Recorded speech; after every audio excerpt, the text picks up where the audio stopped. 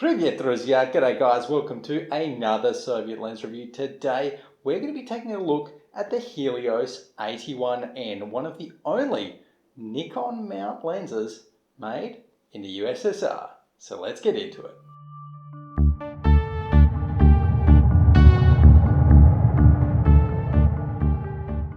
Okay, so to start off with, what is the Helios 81N? Well, it is a 52mm focal length lens with a maximum aperture of f2 that goes all the way down to an aperture of f16.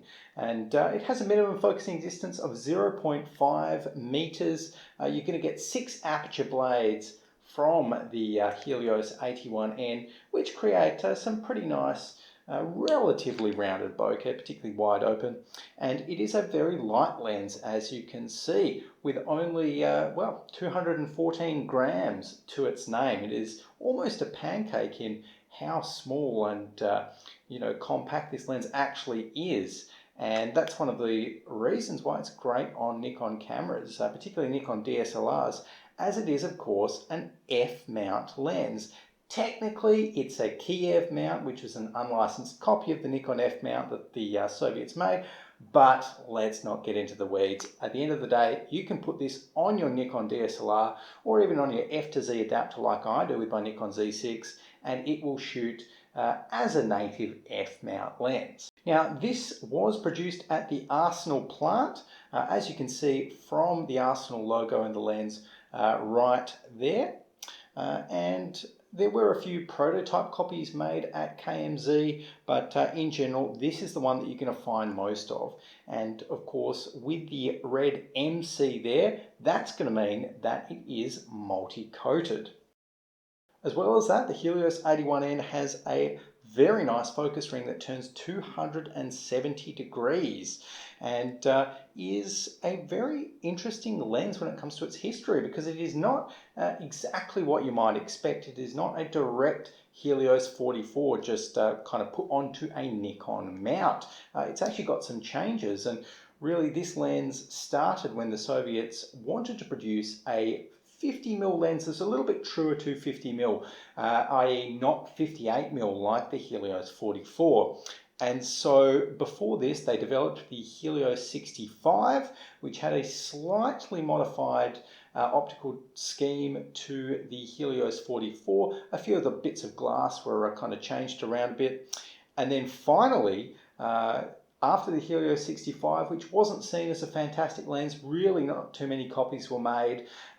They made some changes when Lipkorino, Elzos, the plant there, developed a new type of glass, a new lanthanum crown, and what that allowed was for the lens designer of the Helios 81N and a number of other lenses, Mr. Volosov, he went ahead and recalculated the lens with that new type of lanthanum glass, which was somewhat radioactive, and it achieved a very high sharpness, about 1.5 times the sharpness of its predecessor. And that is really spoken to in the specs of this lens as well, with a sharpness of 52mm, lines per millimeter squared, I should say, in the center of the frame, to 37 and 27 lines per millimeter in the edges of the frame. And really, when you use this lens, you will notice that it is a very sharp lens.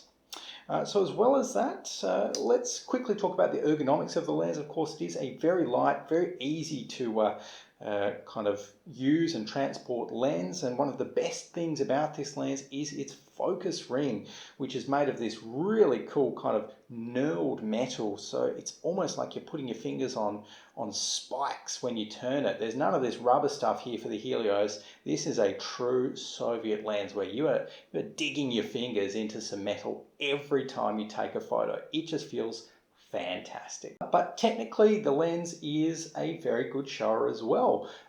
Keeping in mind, it is designed off the great Helios 44 and simply improved with some modern glass in it. So you're going to get fantastically sharp photos in the center of the frame.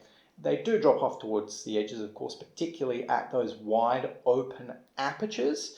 But overall, it is a very sharp lens for a Soviet lens. as you can see from these lens tests here, which what I've done is I've just written a custom program in paint.net that goes ahead and calculates a lens sharpness value based on common edge detect algorithms like you'll see in focus peaking, and it spits me out a value. So I've gone ahead and graphed these ones here, and as you can see it's a fairly expected curve of sharpness in terms of where the Helios 81N is sharpest. You do really want to stop it down if you're pixel peeping, but in all honesty I've found that wide open f2, putting your subject in the center of the frame, you're going to get a great sharp image.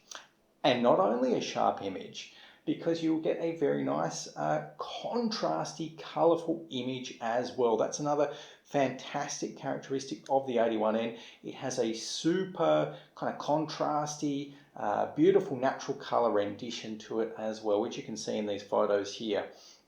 And the contrast, I would say, is higher than a lot of comparable Soviet lenses of the period. Now, when it comes to its downsides, I would say flaring is certainly not a strength of the Helios 81N. You are going to be getting some flaring anytime there's a light source kind of directly behind your subject or even in the frame. My copy isn't a great one to demonstrate that because some of the multi-coating has rubbed off, but that may happen to you. It is not a particularly well put on multi-coating from my experience, and you just really have to be careful of whenever you're cleaning the lens. Coatings aside, this lens does have a very well controlled longitudinal chromatic aberration. That's the aberration that you see in the bokeh of shots. So in the foreground and the background out of focus areas, you're really not going to see too much of that, and that's a good thing. It does display some color fringing, but again, it's nothing that I've found to be too egregious or nothing that has really ruined too many shots for me, particularly because often you can correct it in post. Overall, it is a fantastically fun lens to use. It is a super cheap option for Nikon users looking to get into the world of Soviet lenses, or even just Nikon users that want to upgrade from their kit lens and get a lens with a bit of character, with an f2 wide open aperture that can really create some beautiful kind of plastic bokeh and really help separate your subject. So I would highly recommend that anyone pick up a Helios 81N, whether you're shooting on Nikon or just want to have some fun. They go for pretty cheap as well. Being an Arsenal lens, they made a lot of them, and they do occasionally have some issues with the aperture as well, but I mean most of those can be overcome, and at the end of the day you're paying not too much money for a beautiful 50mm f2 lens.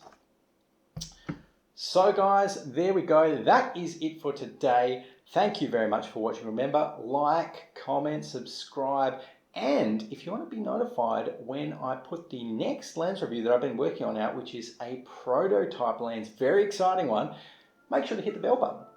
Anyways, that is it for today. I'll see you in the next one.